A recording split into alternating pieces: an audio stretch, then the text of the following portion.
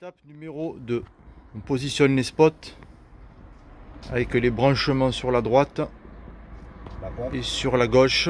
Le remplissage, à ne pas oublier, qui sera derrière le mur.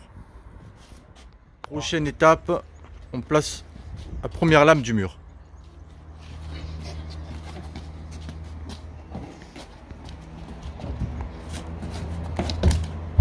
Poser sur les ponts. Et ensuite sur les vis de réglage. Pensez à bien centrer le mur par rapport au bac.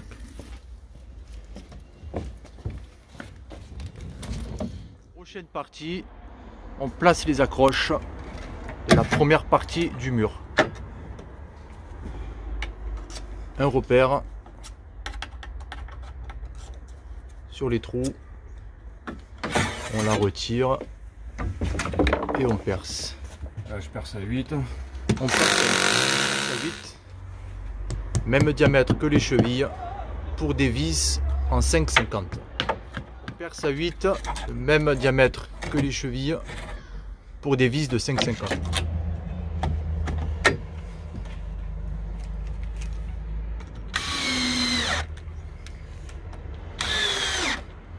Faut faire pareil à la deuxième qui est là. Et on répète bien évidemment l'opération sur la deuxième accroche. Étape, on glisse la calette dans l'accroche.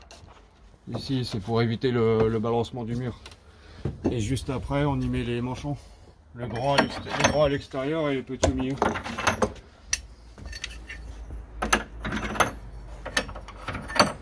Et de là, on passe le tuyau à travers le mur. Si vous l'oubliez, ça va pas aller.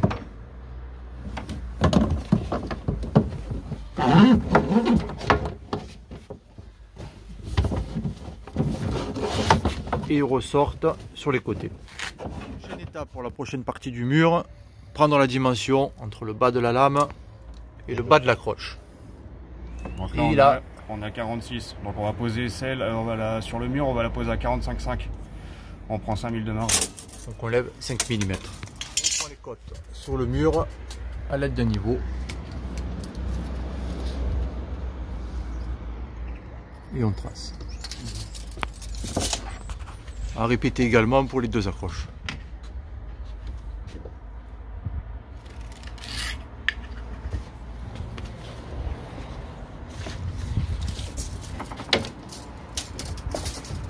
Pour la pose des accroches du haut, on positionne bien l'accroche sur le repère marqué sur le mur.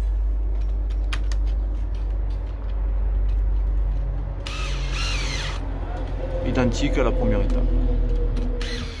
Et deuxième partie du mur, manchonné sur la première. Bon, tuyau.